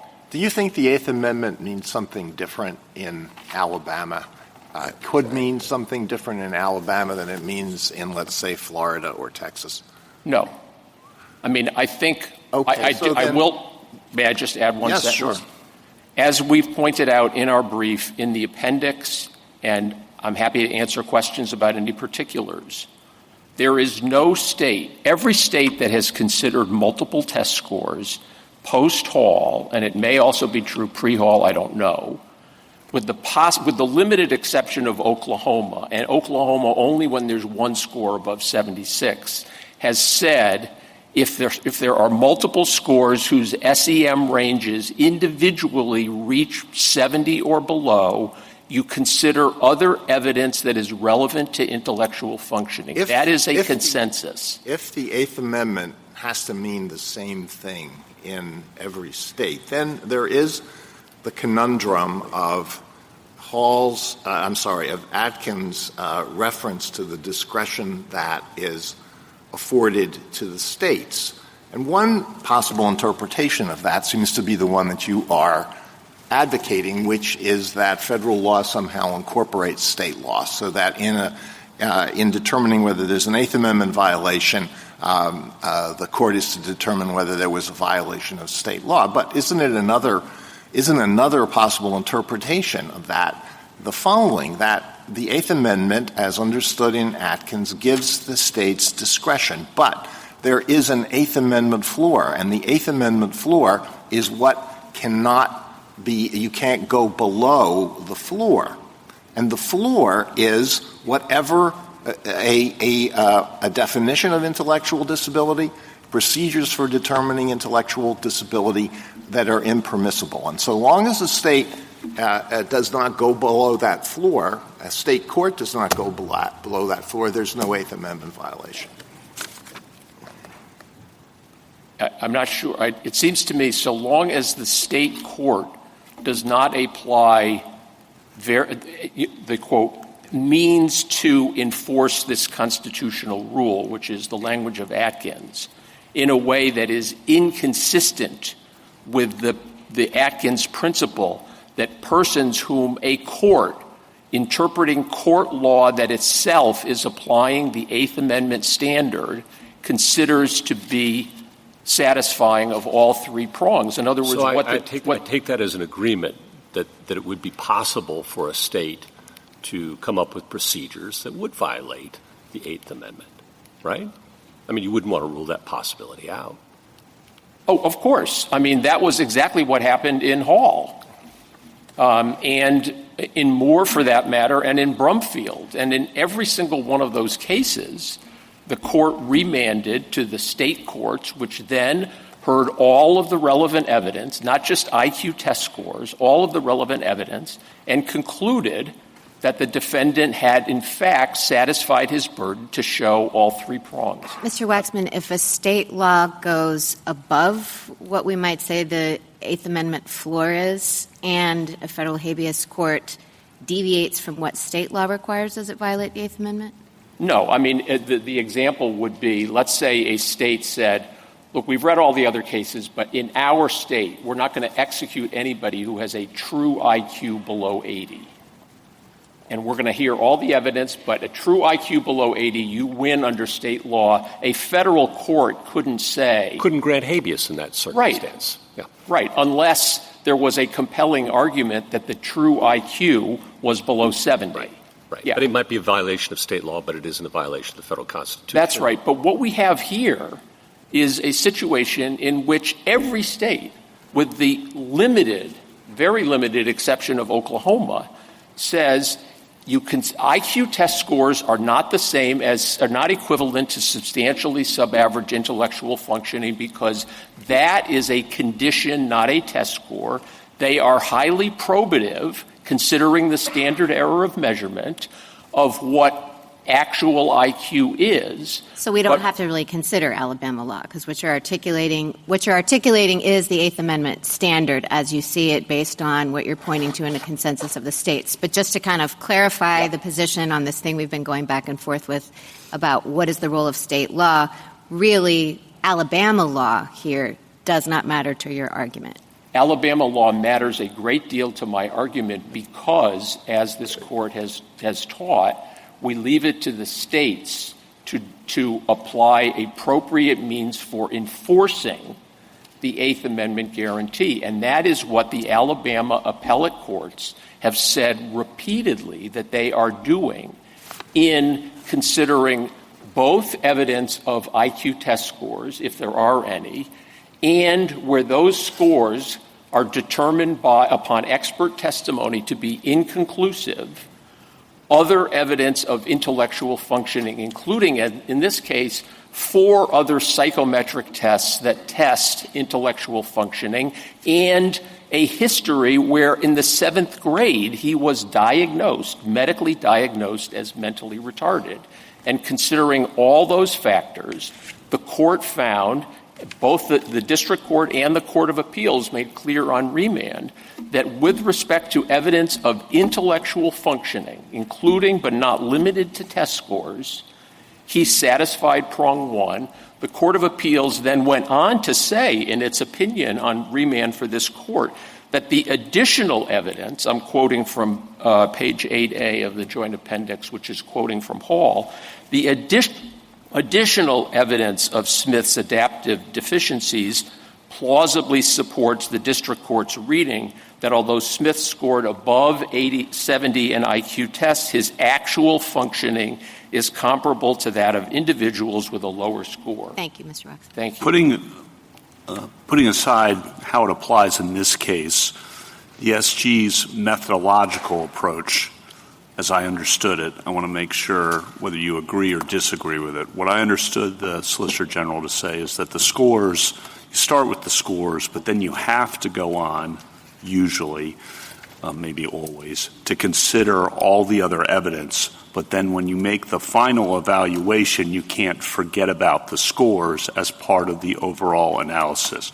That is, I agree 100% with that, and the district court did nothing of the sort. Right. On that latter part, I know you disagree, but on the methodology, anything you disagree with the Solicitor General on? My memory is even worse. I'll push it a little further. I mean, it's possible that the place you do disagree is, I think that the Solicitor General had an exception for scores that were, this is his in the brief, many 90 scores. And he said, the scores can be such that you wouldn't have to. I think he had that exception, that caveat. I agree with that. I mean, you can take an example, for example, of somebody, I'm not sure if I've exactly got his hypo right, but let's say 4 90s and 171. Right. The court would certainly hear expert testimony on that. There may very well be expert testimony, maybe even agreement, that the 71 is in fact the result of malingering, or that it is a statistical outlier and taking into account other evidence relevant to intellectual functioning should be disregarded. But I think a state court that said, come on, the guy has 4 90s and 171, and I've heard expert testimony on both sides, and I find on the basis of that the defendant has not satisfied his burden of proving by a preponderance. What we have here are four on, or five on that hypothetical, if I may just finish my sentence. Yes, sure. What we have here are two experts who said 4 of the 5 scores are within the range of intellectual disability. The district court itself specifically found that, and so we're not in that hypothetical range. But I agree with the Solicitor General. On that hypothetical, 3 or 4 sentences later, on that hypothetical, would it be... I couldn't contain myself. I'm sorry. I know. I apologize. Never. Would it be permissible for a district court to say, well, you got 4 90s and 1 71, that's enough? That's enough what? That's enough to show substantial, significantly substantial, significantly substandard intellectual functioning. It could do that in that situation. I mean, the review is for clear error, and unless there were some compelling testimony to discount the 4 90s, it would be clear There's error. no situation in which IQ scores could be in and of themselves be sufficient. So the court could say, look, I've looked at these IQ scores, and that's enough. The statistical possibility that the true IQ is below 70 is so small that the defendant can't possibly prevail. I mean, I'm not aware. The court always has to hear additional evidence about adaptive functioning. I don't think that's the case. And in fact... I thought you said just the opposite. Is that not right? You said the court in that case would not have to look at adaptive functioning evidence. Right. I mean, if there's going to be expert testimony, pro and con, with respect to the administration of these tests, and if the court hears the expert testimony and says that on balance, I credit the expert who says that the 71 was a result of malingering, or that the 71 is an outlier, or that the 71 tested, as my friend the Solicitor General's assistant says, tested certain aspects of intellectual functioning but not others that are really important, and it should be discounted, a district court that credited that testimony would not err under the Eighth Amendment, well, what you so say, long as it was consistent with state law. What you say in your brief is that there is near unanimous consensus of the states that multiple IQ scores must be assessed holistically in light of all relevant evidence. That's correct. And so if there are multiple IQ scores, there are 5 100s and 171, the court can't just say the defendant cannot prove that he's intellectually disabled. The court would have to hear additional evidence. The court would certainly have to hear expert testimony about the reliability of the, what are we up to now, 500s? But a court would certainly be within, assuming state law permitted it, a court would certainly be within its rights to say there is no other evidence of intellectual functioning that could reasonably convince me that this man who doesn't fall remotely within the borderline, even taking the most generous standard error of measurement, and I'm ending my inquiry there.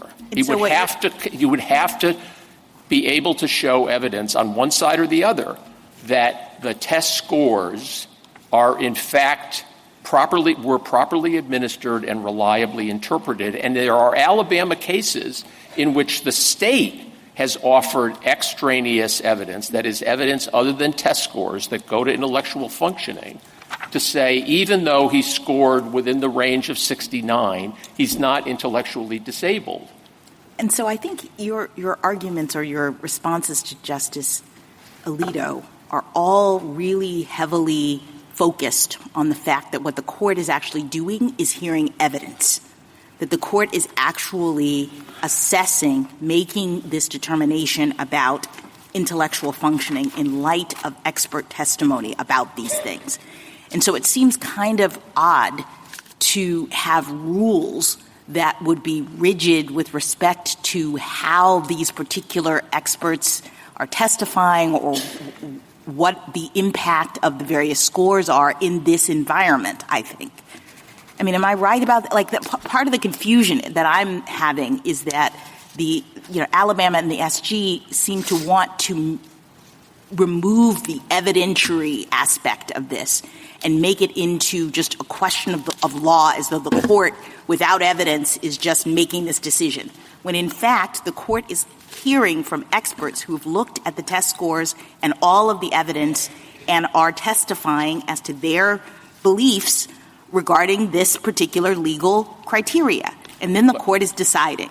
Let me make 2 points in response to that, Justice Jackson. First of all, it's too late and irrelevant for me to pick sides in Moore versus Texas, but what the district court did in this case is precisely what the Chief Justice in dissent said was properly done in Texas. A court hears the evidence, all probative, relevant, and admissible evidence on both sides, and makes a determination against the standard, the Eighth Amendment standard, with whatever procedural or substantive applications that state law provides. And in this particular case, what I understand the state to be saying is, look, as a matter of Alabama law, whether you're talking about, the overlap or the average or the median or whatever, if you don't have an actual score at 70, you don't get to, it is error, clear error for the court to hear other evidence that is probative of intellectual functioning, including other psychometric tests that test intelligence as well as adaptive functioning, and the fact that the guy was diagnosed as mentally retarded in the 7th grade. Of course a court should be able to determine that. There's just no warrant for this court to announce a constitutional rule binding on all states that precludes consideration of evidence that Alabama and the other states and the medical community properly considers probative of intellectual functioning. I think that would be setting a floor for all states, not binding the states. The states could always go above the floor. But in any event, I understood Alabama and the Solicitor General to have different views on that, and that Alabama has that view that you just said, that if the scores, the median or the overlap is above 70, then that's it. You can't make out a successful Eighth Amendment claim. I understood the Solicitor General to say, no, you still go on and consider the other evidence, but don't forget about the scores. I gather methodologically you agree with the Solicitor General. You think Alabama's wrong on that. Well, I think it's not really a question, but you can say yes or no to that. Yes, because, number one, there is no Alabama case and there was no evidence in this case with respect to whatsoever applying some aggregate score as the test for true IQ. Absolutely not. But then median, Counsel, let the Justice. Oh, I'm sorry, Justice. You can have one sentence. I will reserve my one sentence to answer your question. I apologize. Mr. Graver doesn't get a chance to stand up and tell me whether I'm wrong about my summary of his, but then I think he would say, okay, you agree on that, but he says that the court here made two fundamental errors. One is it treated the preponderance standard as a possibility standard, and the second is it thought that it was not permissible for it to get back around to the scores. And he says that those were the two errors. Were they? Is that right? No, I think that the district court's opinion refutes both of those contentions. The district court plainly and expressly found by a preponderance of the evidence that he satisfied prongs 1, 2, and 3 independently. I don't even remember what the second part is, but that would be so the second part is important because Mr. Graver says that the court thought that it couldn't get back around and say, look, there are 5 scores here. Most of them don't reach the 70 threshold, that sort of thing. I mean, the district court opinion will speak for itself. The court said that he'd show. I mean, the court's opinion discusses each test score. It discusses each of the 4 experts' testimony. It discusses what the experts showed about the other psychometric intelligence tests, about his history, and what each expert said about that, and then concluded applying Alabama's standard of substantially sub-average intellectual functioning, that he, by a preponderance, he had met that standard. When you talk about that standard as Alabama's, that's straight out of Atkins, isn't it? It's straight out of the Alabama statute. Also straight out of Atkins, isn't it? And Hall and Moore. Atkins. And you say it's at the same standard everybody except for Oklahoma uses it. So Oklahoma presumably they all use it for a reason because it came out of our decisions, right? Well, no, the reason it came out of Atkins was Atkins found that there was unanimity among the expert practitioners and association. Oh, fine. Whether the chicken or the egg came first, it's in Atkins. We're in violent agreement. All right. Thank you. Counsel, Mr. Waxman, I don't do this often, but Justice Gorsuch set out a statement that he asked the other side whether it was a holding that they disagreed with. You read something. I did. Yes, you did. You want me to read it again? Please, because I'd like Mr. Waxman. I don't remember it, so I appreciate it. And I took it down, and I can't find my notes now. So could you please, if you do that. I would be delighted. Thank you. The question is just how to understand, which I've struggled with, both Moore and Hall. And I read Hall as saying that you cannot treat a single score in the low 70s as decisive. And I read Moore as saying you can't use facts extraneous to IQ to outweigh a low score. Fair? Fair with the caveat that extraneous to IQ. Well, no. I mean, that's what the court did. If what you mean is extraneous to the question of what his true intellectual functioning is, no. Yes. Yeah, it started looking at things to try to outweigh a low score. It started grabbing at other facts. Well, it not only I think it would be a due process violation for a court to say the evidence on the test scores is inconclusive, but I'm not going to let either the state or the defense put on evidence. I mean, this court has Washington versus Texas and Crane versus Kentucky and any number of other cases basically stands for the proposition that you can't artificially limit presentation of evidence that is relevant, probative, and admissible. In Moore, counsel, the 2 scores were 74 and 78. And we held the state court violated Hall when it discounted the lower end of the SEM because he was, quote, malingering.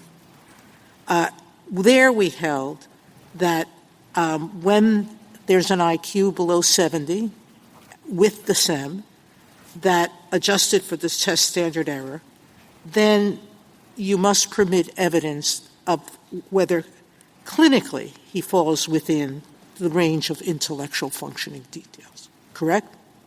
That is a correct holding, and my understanding of the disagreement between the majority and the dissent was leaving aside the Briseno factors, whether a district judge committed clear error in determining the issue the way it did. And so Justice Gorsuch's second reading is wrong. We do require clinical evidence, but the finder of fact could rightly not be persuaded by it, or it could be persuaded by it. That's your point, isn't it? That's correct, unless the court concludes that I've got, let's make it now 10 IQ test scores, all of which both experts agree were properly administered and reliable. And in light of that finding, one test score of 70, there is no evidence other than the testimony of the experts that could change my mind that he has not met prong 1. But that's not the case here. I mean, we're not in the same time zone as that. No, because we have 3 tests, all of them. 4. 4, all of them within the SEM. He could be 70 or below. He could, and he, in fact, demonstrated by a preponderance that he is. And, in fact, Dr. King, whom they rely upon, the petitioners, testified that the scores were within intellectual disability, but then he went to other factors to say why he thought he was functioning within. Well, I think Dr. King's testimony will stand for itself. The district court found his testimony to be less credible than the other experts. What he said is, we have 5 scores and they're all above 70. 4 of them, looking at the individual standard error of measurement, are within the range. But he was asked a question by the prosecutor, are you aware of a theory by Dr. Flynn that when there are multiple test scores that are close together, the standard error of measurement will be reduced? And he said, yes, I'm aware of that.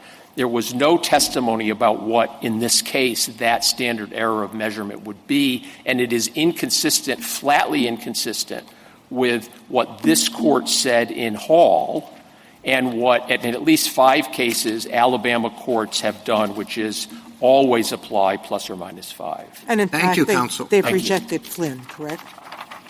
I'm sorry. The district court rejected the Flynn effect in this case. Yes, we're not relying on the Flynn effect. Thank you, counsel. Thank you. Justice Thomas? Justice Alito? It would help me to get clarification of your position on a couple of issues. I took from your brief and from your answers at an earlier point in the argument that whenever there are multiple IQ scores, they must be assessed holistically in light of all relevant evidence. And by relevant evidence, the relevant evidence would include evidence about adaptive functions. That's how I understood your brief. That's what I understood you to say at an earlier point in the argument. But then you just recently said, if there is a case where there are, let's say, 5 100s and 1 71, the inquiry could be cut off at the point. It would not have to get into any adaptive function. The inquiry could be cut off at that point. Is that correct? I think, considering the expert testimony, if a court... Expert testimony about the IQs or about other things? About the IQ test administration and meaning of the test, a court could say, look, nothing you can offer is going to convince me that, in fact, his true IQ is 70 or below. That would be measured. That determination would be measured for clear error. In other words, what the court would be saying is, yes, of course, each side is entitled to offer. Okay, so there could not be a categorical rule. There can never be a categorical rule that IQs plus testimony about the IQs is sufficient, and a court would err if it went beyond that and opened up the possibility of holding that there was not intellectual disability.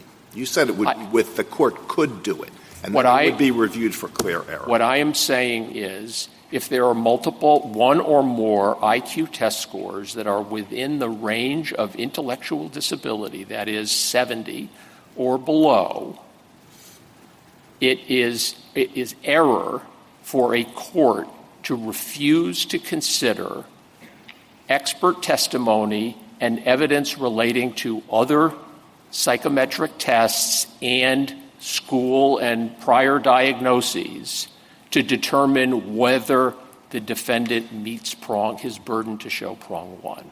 So in just about every case, then, IQs and testimony about IQs can never be sufficient. I don't know how to – I've given you every possible answer that I have. I think a court looking at 500s and 171, considering the testimony about how those tests were administered and what the reliable results of those tests are, could conclude, look, that's it for me. There's nothing you could show me that would change my mind.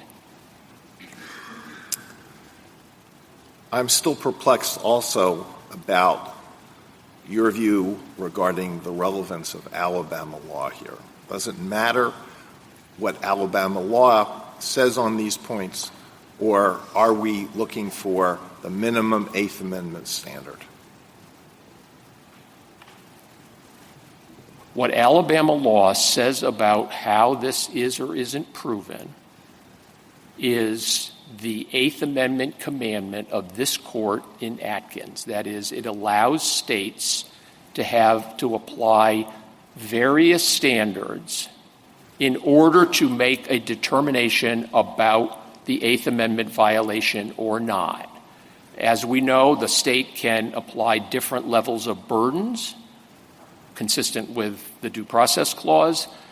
There are some states that say, if somebody is charged with a crime and comes in with a score of 65 even before the trial, he is presumptively ineligible. I mean, there are lots of ways in which states have established rules to enforce, quote, the constitutional mandate we announce.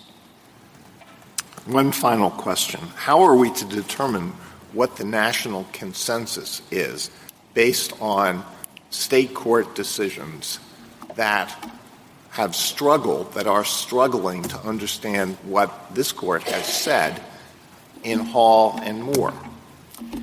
The state has cited one and only one case in which the court has expressed perplexity, and that is not even a state court. It is a federal district court applying the federal death penalty in the Eastern District of New York. You can look at every single one. Let me just ask it another way, and then I'll give up. How are we to determine? The state courts are trying to apply our decisions. And would you deny the fact that that's what they're doing? They're just going off and deciding what they think is the morally appropriate way of dealing with this question?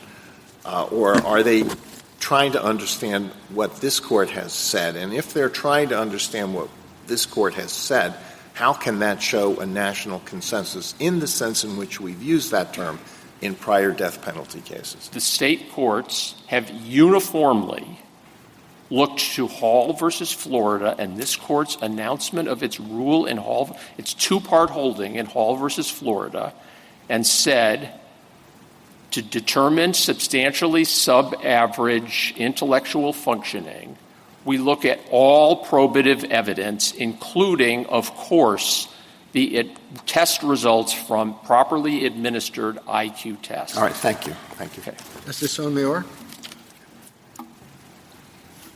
Mr. Kagan? Justice Gorsuch? Justice Jackson? Can I just quickly point out that in response to Justice Alito, he asked about whether or not there could ever be a categorical rule that scores alone are enough, are or are not. And I guess I'm just worried about the clinicians and the people who try to evaluate this condition. And they seem to be saying, I'm talking about the amicus briefs here of the American Association on Intellectual Disabilities, that there are, quote, too many variables to consider in determining the validity of each test score and the convergence of that score with other scores and qualitative information to rationally support the use of only one procedure. They seem to be saying that you've got to look at a lot of different things in order to come to the truth of whether or not this person is actually intellectually disabled. It's not enough just as a clinical matter, as a sort of outside of the context of the case. If we're really trying to get to the bottom of this, you have to look at a lot of things. And I thought that was the thrust of the court's conclusion, that you don't cut people off just because they have a particular test score, that you allow experts to evaluate everything and the court to weigh everything in making this assessment. That is, in fact, what all clinicians believe. But, of course, there are clinicians who would testify, who would, and in fact have testified in Alabama cases, that there was one case, I'm forgetting the name of it, where the test score was 69. There was only one test. It was 69. And the defense's expert witness testified that she did not believe that, taking into account all of the evidence, he was in fact intellectual. Sure, that's the point of an expert. They look at the test scores, they look at all the information, and they make this determination. So sometimes it's not helpful to have categorical rules that impinge on that assessment. I think I think we have to be mindful, as this court, members of this court have frequently reminded us, that clinicians determine evaluate clinical evidence, and courts apply the law. In this case, we have a law announced in Atkins that someone with this condition may not constitutionally be subject to capital punishment. There is no court that I'm aware of that has simply said there is no there is a other than Oklahoma, there is a categorical rule. When and if a court in Alabama or elsewhere is presented with an argument that there should be a categorical rule, or that state law incorporates and the Eighth Amendment permits a categorical rule, that will be for the lower federal courts and perhaps this court to evaluate. Thank you. Thank you, counsel. Rebuttal, Mr. Overy? I had a lot of questions about Alabama law. There's no statute in Alabama. It's ex parte Perkins, and it sets the line at 70. The 11th Circuit understood that at page 35 when it said Smith's claim turns on whether his IQ is 70 or below. Smith's counsel has essentially abandoned that misreading of Alabama law from their briefs, because he agreed with Justice Gorsuch that the question is there an Eighth Amendment violation? The United States, at the bottom of page 19 of their brief, said that states can require a defendant to prove his IQ scores betray deficient intellectual functioning. We agree with that. The Eighth Amendment doesn't preclude an IQ burden, and 20 states, as amicus, agree with us here. Smith's counsel in the 11th Circuit said that 4 and 5 scores are in the range. Both experts, this is JA 83 and JA 221, use the Flynn effect and then subtracted points for the error range. Both of those are not Alabama law, and they didn't consider the cumulative effect, so the court should reverse. The court should remember that this is not just about state sovereignty, but also preserving the essential function of the jury to make a reasoned moral judgment about the criminal and his crime. The jury here had the very best evidence of his intelligence, his 72, the best evidence in his favor, and what's happened decades since then has only confirmed what the jury knew then, that he is not intellectually disabled. The federal courts now have made the demeaning judgment that those 12 everyday Americans rendered a sentence that was so barbarous as to be beyond the limits of civilized society. No, the court should reverse and give the lower courts no more chances, instruct that the writ of habeas corpus be denied. Thank you, counsel. The case is submitted.